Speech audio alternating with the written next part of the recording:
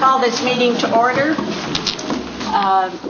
I see we have Jackie Bob Martin in the audience here. Jackie Bob, would you mind coming down to the stand here and giving us an invocation?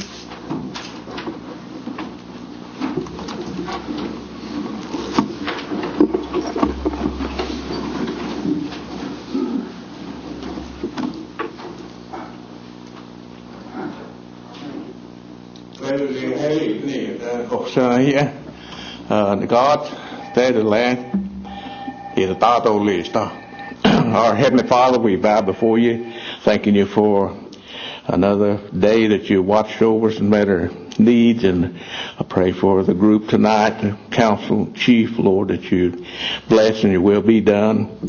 And the work that they do and accomplish, we thank you for their effort. Pray that you bless each one.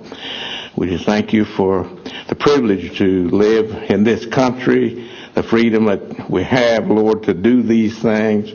And I pray, Lord, that what we do will bring honor and glory to your name. In your name we pray. Amen. Thank you, Mr. Martin. Roll call. Phil England. Here. Phil John Baker. Here. Jack Baker. Here. Harley Buzzard. Here. Julia Coates. Here. Bradley Cobb. On me. Joe Crittenden. Here. Jody Fishinghawk. Here. Meredith Fraley. Here. Janelle Fulbright. Here. Don Garvin. Chuck Hoskin Jr. Here. Hannah Glory Jordan. Curtis Snell. Here. Chris Soap. Here. David Thornton. Present. Eric Allen Watts. Honey. Have a quorum. We have a quorum. First, I'd like to ask that we all turn off our cell phones. Put them on silent or vibrate. Thank you very much. Madam Chair. Yes. Madam Chair, I'd like to make a motion to amend the agenda to include the amendments to the housing plan 06 and 07. I'll make that the form of a motion. Second. As item 6. Yes, it's item 6 on the agenda. Motion to amend the agenda to include item 6 under new business, the 2006-2007 housing plan. All in favor signify by saying aye. Aye. All opposed, same sign. Aye. Next order of business is approval of the December 17, 2007 regular session minutes. I move they be approved. Second. Moved and seconded. Any discussion on the December 17 minutes? All in favor signify by saying aye. Aye. All opposed, same sign. Motions, the minutes stand approved as written. Next item is State of the Nation address by Principal Chief Chad Smith. Anytime now.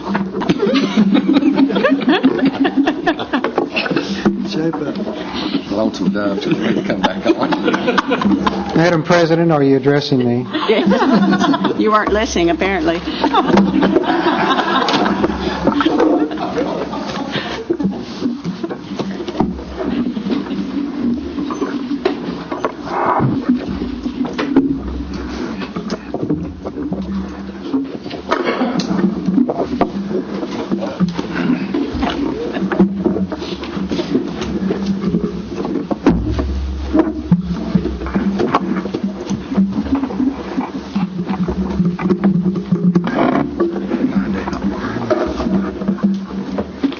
Let's start this evening on this January 14th State of the Nation at our council meeting by honoring our fellow Cherokee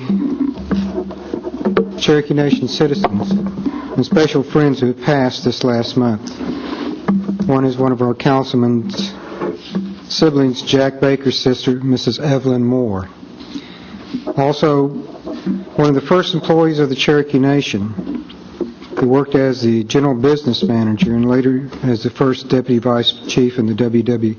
Keeler administration, B. Bob Stopp, passed this last month.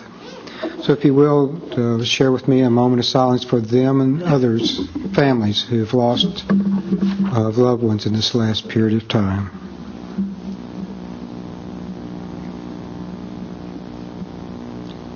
Well, this evening, it's my honor to present veterans' acknowledgments to two, an uncle and a nephew. Joe Grayson Jr., our Deputy Chief, is in Washington, D.C. on self-governance business. The first is Orville Baldridge. Orville was born in Harvey County, Kansas, the son of Orville Bud Baldridge and Juanita Sanders Baldridge. During his youth, he excelled in all sports, but especially as a sprinter in track. In 1972, at the age of 17, he enlisted in the U.S. Marine Corps. Orville stayed stateside, where he worked with small arms repair. While in the service, Orville completed his GED. He was transferred to disability retired list in 1974 and was honorably discharged in 1983. Orville is seen around the complex because he is one of the volunteers for Cherokee First and has taken the leadership in the International Cherokee Art Film Festival, has brought an interest of filmmaking to the Cherokee Nation, has inspired many youth to take on that artistic calling. So, Orville, if you'll come forward and allow us to acknowledge you, sir.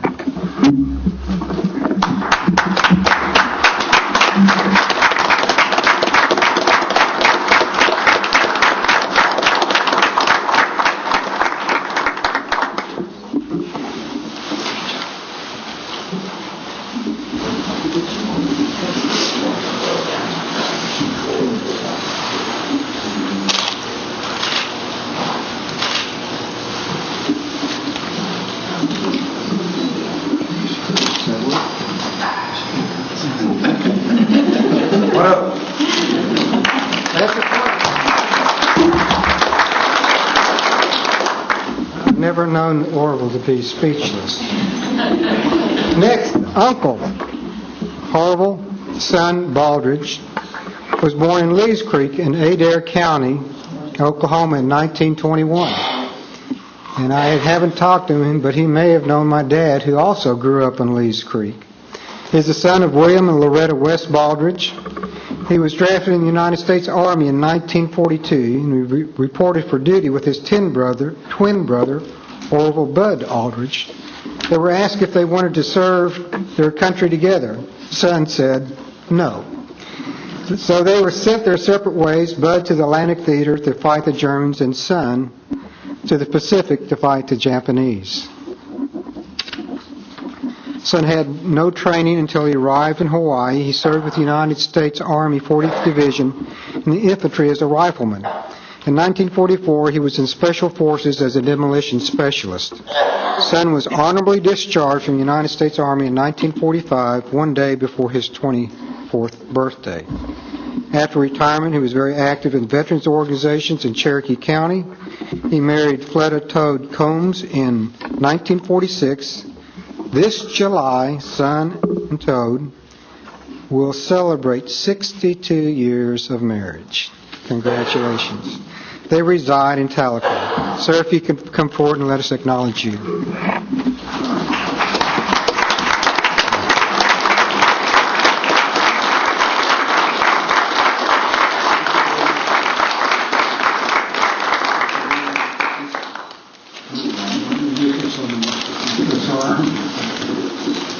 On behalf of a grateful nation, I express our appreciation for your service to us and our country.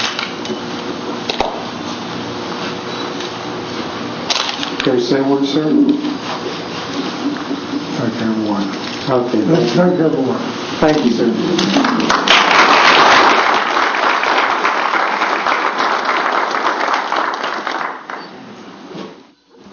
In program highlights, last Friday we announced a planning process to pursue a comprehensive health care system with the W.W. Hastings Hospital. The goal of all health care providers is to provide better health services for patients. To this end, we will closely examine each hospital operation to determine what is best for the patient, whether it should stay in an Indian Health Service operation or whether the Cherokee Nation should assume the operation. Two main advantages of the Cherokee Nation comprehensive health care system include shared patient information between our clinics and the hospital, and that as a tribal facility, the hospital will be eligible for more federal funding, which can translate into more patient services. We want to put some minds at ease by first saying that the eligibility requirements will remain the same, and that if the Cherokee Nation does assume some of the services at the hospital, every Hastings employee will be asked to continue their service and given the option to become tribal employees or remain federal employees.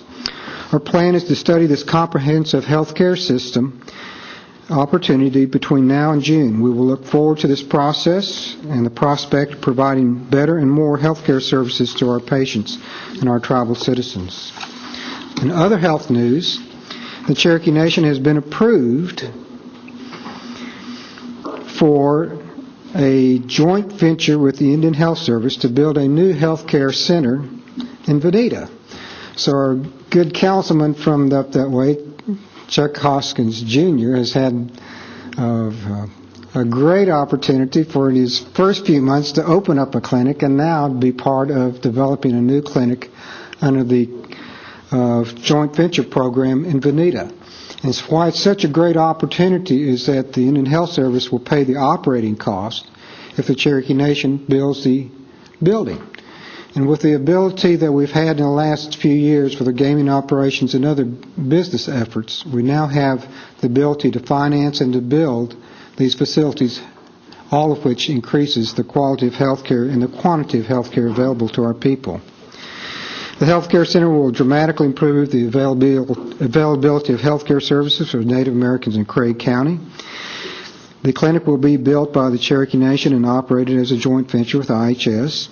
Cherokee Nation officials will now work with IHS to prepare plans for construction of the facility as well as outlining the responsibilities between the tribe and IHS. Preliminary plans are for a 40,000 square foot facility with a total construction cost of $14 million. The project will also create new jobs for the Veneta area. I have another good health announcement. One of our staff members, our diabetes program nurse practitioner, Heather Zimmerman, who's at the Salina Health Center, has become the tribe's first board-certified advanced diabetes manager.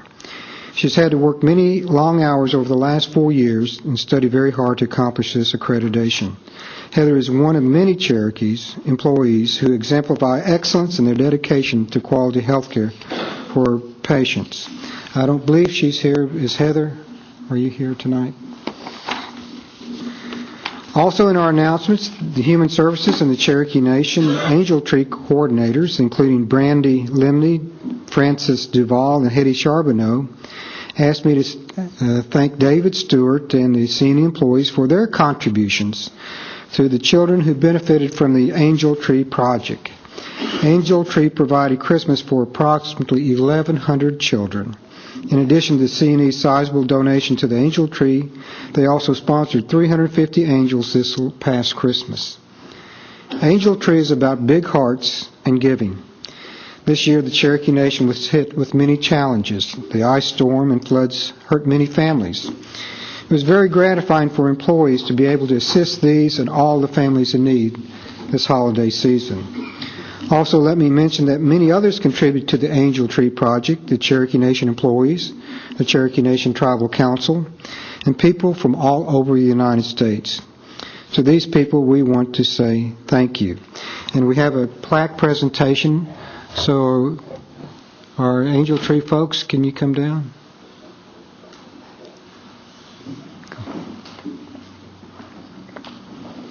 So who do we have? Are you representing David tonight? I think a good one would be Emily Bushyhead. She did a lot. Emily, would you come down? I see her there. You Come can on. represent us, Emily.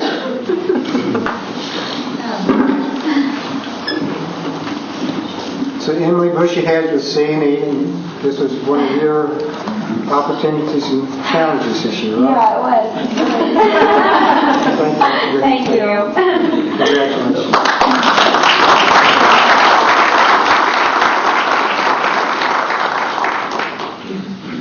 The Cherokee Nation Youth Tribal Council held their inauguration ceremony on December 1st. Is the Youth Council here? Okay. There's a basketball game tomorrow night, I understand. Is that true? I didn't pick up the schedule. The girls' basketball team is certainly outstanding again this year. They won the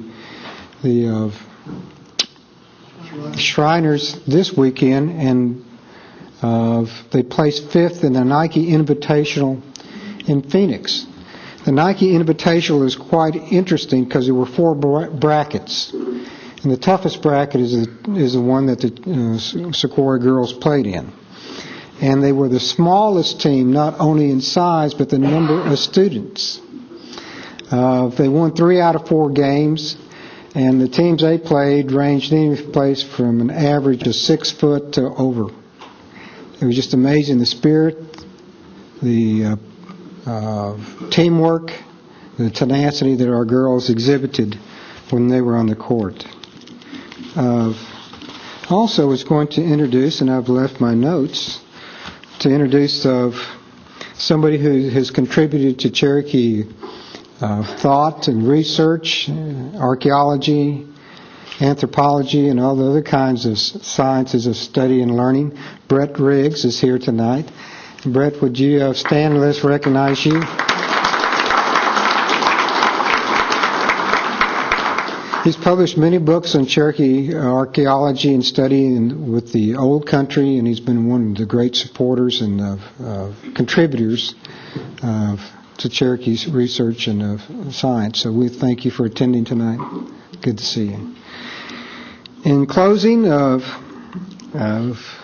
Don Garvin still is wondering if we'll ever get to this day. We're at that last yard of the 100-yard dash to dedicate the Three Rivers Health Center in Muskogee. We now have a celebration date, a dedication date on February 7th from 3 to 6 o'clock.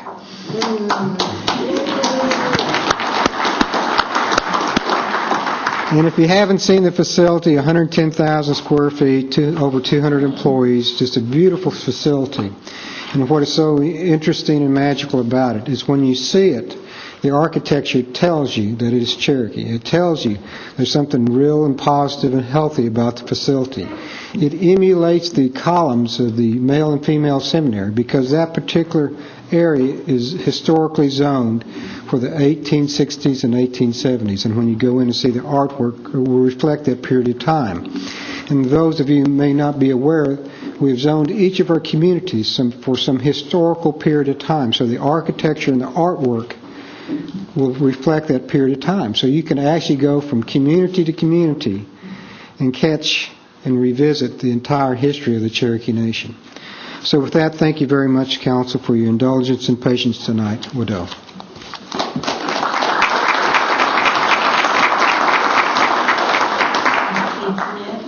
Next order of business is action of unfinished business, and there are none pending, so we'll move on to the committee reports. First report is Mr. Sutherland of the Housing Authority. Good evening. Good evening. I have a brief report for you all this evening. Been very busy since the last council meeting. We've established a transition team to work on transferring housing programs to the nation. We're meeting at least weekly, generally more than that. We've made some progress. With the input of some tribal council representation, we have developed a buyout package for the board to consider. That will be presented to them tomorrow evening for consideration. They'll take that item up along with a memorandum of agreement between the nation and the Housing Authority. I don't expect the board to take action on either item. They just haven't had enough time to consider them fully. I expect them to have a special meeting next week to address those. Our goal is to have staff meetings in the last week of January to present what we perceive as program changes in some of the programs, and to answer the question on those. Some of our existing staff might be interested in doing some of those new functions. We've targeted first February 4th. The week of February 4th is the date we'll inform employees of their status, so where they'll be working, what their positions will be. Again, targeted, but we think we can meet that. Assuming the board approves a buyout, those employees that want to retire will be sought out as soon as the buyout's in place. There are still many issues that will have to be taken care of, but we're on our way. That's my report for the evening. If anyone has any questions, I'd sure try to answer them. Any questions or comments for Mr. Sutherland? Thank you very much. Thank you. Next report is Cherokee Nation Enterprises. Mr. Stewart. Sorry about that, Sean. Sean Slayton. Thank you. Dave's in Oklahoma City tonight for a meeting tomorrow. And he asked me to fill in, and I've got a brief report that he prepared, and I'll work my way through it here. Financially, for the month of November, it was another good month for the company. Solid results, and exceeded what our budget was, and we're thankful to our customers for their visits to us and our employees for their hard work that makes that happen just about every month. In addition to just our regular net income, the company contributed another $90,000 in tax collections from various items to the nation. The expansion projects are going. I feel your pain on that, Don. The first piece of steel was erected last month in December at Catoosa for the casino expansion. We were glad to see that go up. And then last week, many of you know, and some of you were there for the announcement of the new hotel at West Siloam Springs. I've seen the drawings, and I think some of you have seen the rendering. That's really going to be a nice facility up there and something that the nation will be proud of. On the jobs at C&E, we currently employ 3,215. Our Cherokee percentage was 58%, other Native American 13%, for a total of 71% at the end of December. Management level, 57% were Cherokee, with other Native Americans at 9%, for a total of 66%. From time to time, Dave likes to recognize various departments in our company that are doing a great job. And tonight, I get the pleasure of talking a little bit about our security and surveillance department. We have some of those gentlemen here today. Company-wide, our security and surveillance department employs 327 people. 73 of those work in surveillance, with a combined 72% Native American employment. 81% of those officers, security officers, are CLEAT certified, and the other 19% are said to be working towards that goal. And that's not an easy thing to achieve. Security sponsors a program, an entry-level program for anyone that would like to be a security officer that's a Cherokee citizen. And that also extends over to the surveillance department. There are currently 3 active participants in that program. They also have to maintain solid relationships with the police and fire departments of the communities around us, and work very closely with them. The security of our patrons and our employees is utmost in what we try to do there, and they do a great job. And tonight, I want to recognize just one of those individuals in particular. Over the years, our security department, especially down on the floor, has had to deal with a lot of emergency situations, as you can imagine. And I think in the past we've recognized some of those that have saved lives. Some are victims of heart attack or stroke, and those are situations that you just walk into, and you got to step up and handle it. And they do a great job of that. Tonight, most recently, on Christmas Day, many of you may have read a little story in the paper about that. Officer Billy Johnson, who's here tonight. Billy, if you'll stand, I'd like to recognize you. If you'll just come down on the floor. Appreciate that. We'll try to embarrass you as much as we can here.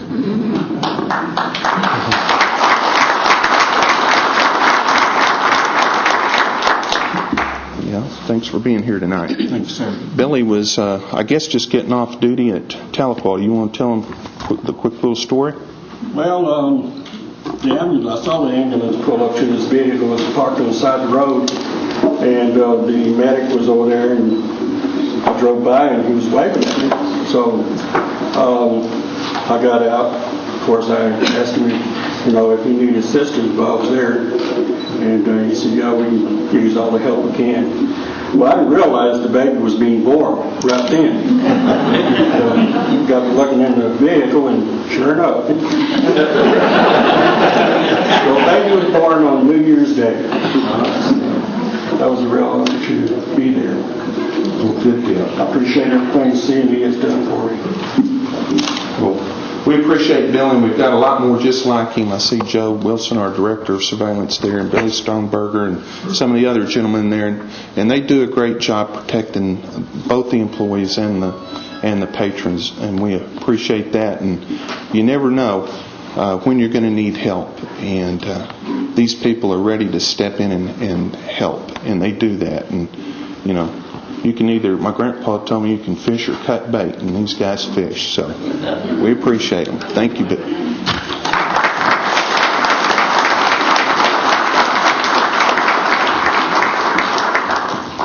The surveillance department does a great job too. I think many of you have been able to see our surveillance operations. It's state of the art, protects the company's assets. We have over 2,000 cameras protecting the company, and by the time the expansion done, there will be a little over 3,000. If there are any questions, I'd be happy to answer. Any questions, comments? Thank you, Sean. You're welcome, and I didn't mean to embarrass Emily a while ago, but if you could have seen her several times like I did, she was truly the spirit of Christmas. Her room was buried in presents and gifts, and she wrapped all those up and helped take them there. And there were a lot of others, and I know Gina helps all the time. And but we have a lot of good people at C&E doing good things. I think Mr. Garvin has a question. I just wondered if Sean was involved teaching the personnel how to deliver these babies. No, sir. I would have cut bait. Thank you, Sean. Next report is Brian Collins, Cherokee Nation Industries in Stillwell and Tahlequah and around the world. Around the world. Good evening. Tonight, I just want to briefly give some numbers here on our December financials. Our monthly sales was $6.3 million. Total sales year to date is $20.3 million. It's down about 18%, and primarily because of the major health clinic construction projects. They are wrapping up. There was a lot of revenue flowing through the company with those. But we're looking forward to the opportunities to, look at the Veneta Clinic. That's good news. And I know our construction guys will like to have the opportunity for that. Also, we have staffing contracts, with the military, and some of those weren't renewed, but we are chasing a lot of other contracts to try to replenish those. So that's partly the reason for that decrease in revenues. Local employment, we're running 271, 82% Cherokee. But one of the facts, the neat little facts, of the 107 hands-on direct workers in the plant, 105 are Cherokee, with a 98% Cherokee employment on the hands-on. And we strive and work hard towards improving that across the board, but it's really, when you have the opportunity to walk through the shop and see all the Cherokees working, it's really neat.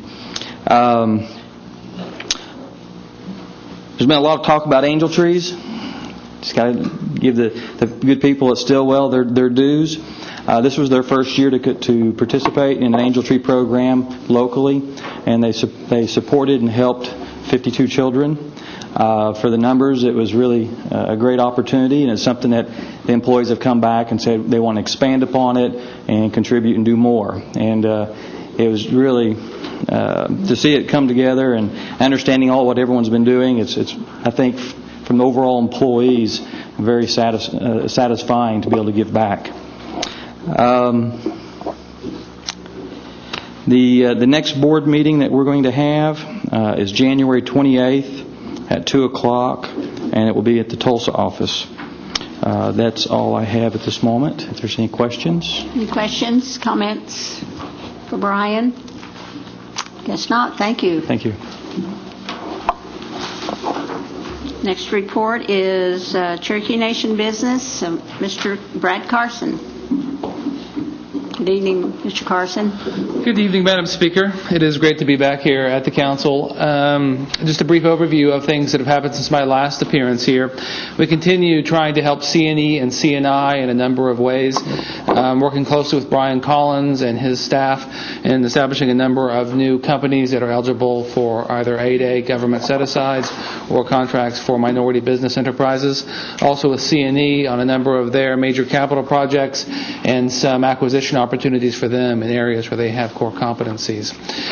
We've also reviewed in the last 6 months now about 75 different business opportunities for us in various stages of development, but some interesting ones that we hope to be able to inform the Council about over the next few weeks as well.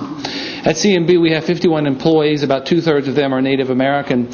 We employ, by and large, some of the most highly skilled people in all of the Cherokee business world, and so we've been spending a lot of time in the last few weeks putting in place the right human resources programs where if positions are not currently filled by Cherokees, we have plans in place to groom the right Cherokees to get them the skills, the education, the on-the-job training that it takes where they'll be able to move into those roles over the next few years. And so a major effort has been put in place to get those kind of HR processes in order to set the Cherokee Nation and CNB on the right course for the next few years to come. With that, I'd be happy to answer questions about anything we're doing at CNB. Our next board meeting is tentatively scheduled for February 9th, and while several of you serve as advisory board members, all of you are welcome to come to CNB on the 9th, this Saturday, to join us there. Any questions or comments from Mr. Carson? Thank you very much for the report. Thank you, Madam Speaker. Next order of business is old business. There being none pending, we move on to new business. Item 1 is a resolution authorizing an independent environmental study and a feasibility study of the Cherokee Nation landfill in Adair County. Ms. Fishinghawk. Madam Speaker, I move to table this until next month. Moved and second to table this until next council meeting. All in favor signify by saying aye. Aye. All opposed, same sign. Aye. It is tabled until the February Tribal Council meeting. Item 2 is a resolution authorizing application to the Environmental Protection Agency for the Intertribal Environmental Superfund, and that is Ms. Cal Watts. Thank you, Madam Speaker. We participate and actually run a program called the Intertribal Environmental Council, which you can check out their website at itechmembers.org. And that is for 40 tribes who've signed up within EPA Region 6, which is Oklahoma, Texas, New Mexico, because some of the Pueblos are involved. I think there's another state, but I can't remember. But you can see all that. So we provide a lot of technical expertise in all things environmental through these grant dollars that the EPA provides and other ways. So we have if you don't know, we have an outstanding environmental services group of technically trained Cherokees with degrees in biology and environmental science. And this would be specifically for them to provide a Superfund technical assistance, which would be hazardous waste sites. And if you're unfamiliar, 90% of Indian nations in the United States are within like an hour of a Superfund site. So in Indian country, we're highly affected by these things, and this is really critical. The grant provides for $353,573 from the EPA with no match required, and I move for approval. Second the motion. Moved and second. Any discussion? Discussion. All in favor of this resolution signify by saying aye. Aye. All opposed, same sign. Motion carries. Item 3 is a resolution honoring Cherokee citizen Mary Ross. And Ms. Calwatch, were you going to? Thank you, Madam Speaker. This is actually in honor of Mary Ross's 100th birthday. She's a relative of many Rogers County residents, and she happens to be one of the first female Native American engineers.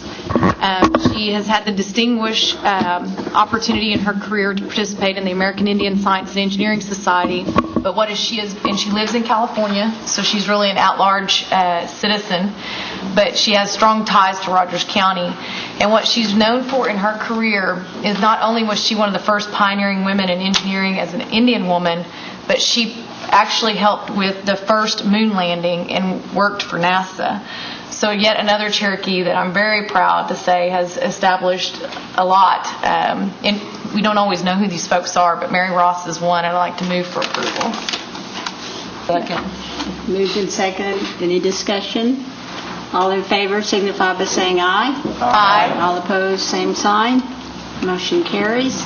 Item 4 is, after much deliberation and input from citizens, we have a legislative act requiring truth in advertising for native art. Ms. Cowan Watts. This is happenstance that all this stuff's together, but this took a year and a half, I think, for this resolution, or this act. And I would appreciate everyone's support. It's different from the Federal Indian Arts and Crafts Act in that we actually require federally recognized tribal citizens to actually say that you're an Indian artist and sell art in the Cherokee Nation. And at the time when we have a rampant number of folks claiming to be Cherokee and creating nonprofits that are soliciting money, trying to file for federal status as an Indian tribe, I think it's important that we pass this legislation tonight, and I appreciate everybody's support. Second the motion. Moved and seconded. Any further discussion? Any discussion? This is an act. You want it by acclamation? By acclamation, please. All in favor of this act requiring truth in advertising for native art signify by saying aye. Aye. All opposed, same sign. There you are, Ms. Cowan Watts. Yay, thank you. Okay, item 5 is an act authorizing Mod 3 to the 2008 budget. Councilor Jack Baker. Madam Speaker, Yes. I'd like to move to approve Mod 3, which reduces the overall budget by $18,000 down to $429 million. This is the general fund increase of $4,000, which is carryover from the Sequoia Commission, adding $61,000 for the Juvenile Healing to Wellness Court, whose federal funding ran out at the end of December, and this will continue the program. We have an increase in the self-governance fund, carryover of $53,000, and a net decrease from last year in the HOSTA fund of $137,000. I move for its approval. Second. Moved and seconded. Any discussion on Mod 3?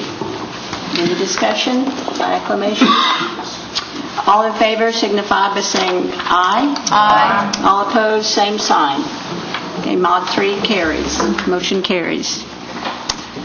Are there any announcements? 6 and 7. 6. Oh, 6. Oh, yeah, sorry, Mr. Buzzard. Item 6 is the 2006 and 2007 Indian Housing Plan for consideration and approval. I'd like to make that in the form of a motion for the 2006 and 2007 housing plan. Second. Moved in second. Any discussion? Yes, Mr. Baker. Yeah, I cannot vote for this. I'm not convinced that buying maybe years in advance inventory of lots and not building houses to go with them is prudent at this time. And so that being Any further? Yes, Ms. Tyne. I likewise must oppose it. It appears that we're buying anywhere from 210 5-acre lots up to possibly 925 1-acre lots, if that's the way you split them out, with no input from the people that might be asked to live there and build a home.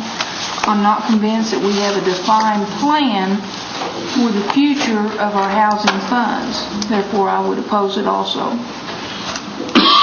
Any other discussion? Ms. Cowan Watts. Thank you, Madam Speaker. Although we don't know each and every detail, I believe strongly that this plan is something we need in order to meet our long-term strategic needs of the community. And if we're going to continue to invest the dollars in economic development and diversifying businesses, I think it's, especially in our more traditional communities, I think it's imperative that we invest at this time early while land is still cheap and available to create sustainable communities that make sense for us in a traditional manner. If you look back historically, Dr. Coates taught me this in the class. We look at our history, we did have communal land bases that were owned by the tribe, and you as a family only own the improvements on that land. And I'm very comfortable with returning to that kind of situation where the tribe is sustained and benefits as a whole, rather than just putting money into individual families and letting it go. I think we should retain that land, and land ownership is one thing that's of paramount importance to all Cherokees and has been historically. And we saw that in the blood laws in the old days and what happened with land and giving it up. So I don't understand why we're not wanting to invest back in land and create that communal base, especially in our traditional communities where we need to keep those school systems and make sure that schools such as Delanagee and those places are continue to be supported, and that we can guarantee them some kind of tax base there's all sorts of programs. But anyway, I could go on and I won't. Thank you, Madam Speaker. Thank you. Mr. Crittenden. Thank you, Madam Speaker. I too will oppose this, but my reasoning is that if I thought we would actually build the houses within a couple of years to 3 years or so and utilize this land, I would be supportive of it. But I haven't seen anything so far to make me believe that, more than it's just a land acquisition, more or less. So I will oppose it. Thank you. Yeah. Any other discussion? Any other questions or discussion? These are resolutions, so all in favor of the 2006 and 2007 Indian housing plans signify by saying aye. Aye. All those opposed signify by saying no. No. Roll call, please. A yes means you are in favor of the resolution. No means you are not. Chet Hoskin Jr. No. China Glory Jordan. No. Curtis Snell. Yes. Chris Soap. Yes. David Thornton. Yes. Kara Cowan Watts. Yes. Bill Anglin. Yes. Bill John Baker. No. Jack Baker. Yes. Harley Buzzard. Yes. Julia Coates. Yes. Bradley Cobb. Yes. Joe Crittenden. No. Jody Fishinghawk. Yes. Meredith Fraley. Yes. Janelle Fulbright. Yes. Don Garvin. Yes. 13-4. 13 yes, 4 no. Motion carries. Now, are there any announcements? Yes, Ms. Cowan Watts. Thank you. Logistics announcement. Tomorrow's meetings, there's been a slight change. We have posted it, but due to a conflict in this chambers, the 2 o'clock and 2:30 meetings for the election PAC, Political Action Committee monies, and the Tarot Law review will actually be in the council offices and not in this chambers. And to clarify, the 2 o'clock meeting will be convened but then quickly adjourned until January 31st at 3:30 p.m. because some things were not prepared for the meeting. Thank you. Thank you very much. Yes, Dr. Cobb. I wanted to take a few minutes. I know everybody's ready to go. Councilor Engel and I have been working probably for the last 4 or 5 months on a Living Treasure Award for one of our constituents and a very good friend of mine. And if you are not aware, Living Treasure Awards are given at National Holiday in September. And there was actually going to be a new category for literary accomplishment. And this friend of mine and constituent of ours passed away. And I wanted to just take a couple minutes and read a little bit from her obituary because I think it's important. If any of you have been in any of the gift shops or the bookstores, there is a very large red book that says Beginning Cherokee. And that was written by Betty Smith. And that is still considered one of the books, I don't want to say definitive book, but a lot of Cherokee language books are very good, but they're dictionaries. And this book is actually a book that shows the actual construction of the Cherokee language. And there are very few books that actually do that. Betty Jean Sharp Smith, 76, of Bartlesville, passed away at her residence after an extended illness on January the 4th, 2008. Betty was born on February the 9th, 1931 in Stillwell, Oklahoma, to Jim and Jeannie Foreman Sharp. She moved to Tulsa with her family, where she graduated from Central High School and attended Tulsa Business College. She was employed at McDonnell Douglas Aircraft as an executive assistant and enjoyed working in that position for 5 years until she met Harry Lee Smith in 1954. In 1956, they made their home in Bartlesville until her death in 2008. During childhood, the only language spoken in the Sharp home was Cherokee. When Betty attended grammar school, she was introduced to and taught to speak English. She never lost her love for the Cherokee language and her Cherokee heritage, and she sought out opportunities to share that love with others. She was an active member of the Bartlesville Indian Women's Club, similar to Cherokee Gadugi, or empowerment groups. It contained members of many tribes and fluent speakers of several tribal languages.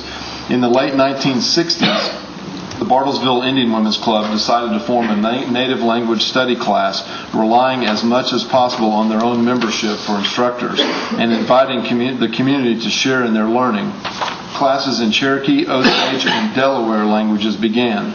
At that time, William Keeler, president of Phillips Petroleum Company, and was also the Cherokee principal chief. He invited Anna Gritz Kilpatrick, a noted Cherokee scholar and author, to teach Cherokee in Bartlesville. After she was unable to continue, a local pastor volunteered, and Betty Smith brought her family to his classes to hear her language spoken. However, his pastoral duties made it hard for him to drive to Bartlesville, and he gradually shifted his teaching responsibilities to Betty. Among Betty's students at this time was Ruth Holmes, a linguist in Slavic languages who was also interested in Native American language. She continued in Betty's classes and they became friends.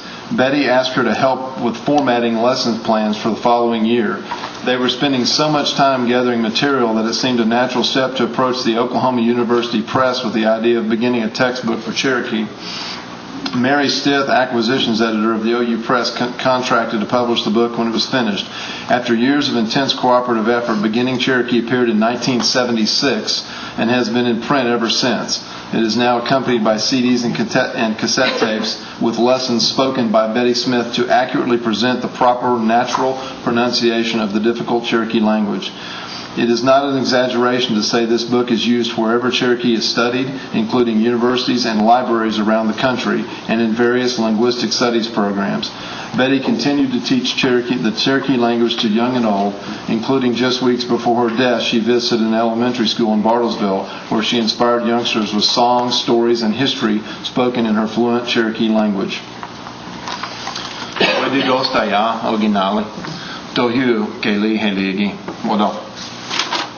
Thank you, Dr. Cobb. She'll be very missed, I'm sure, particularly by you.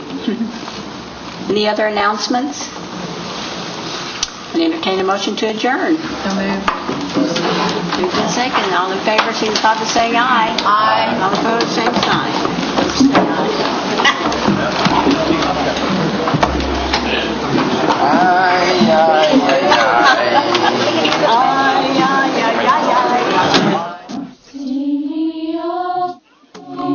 We've got a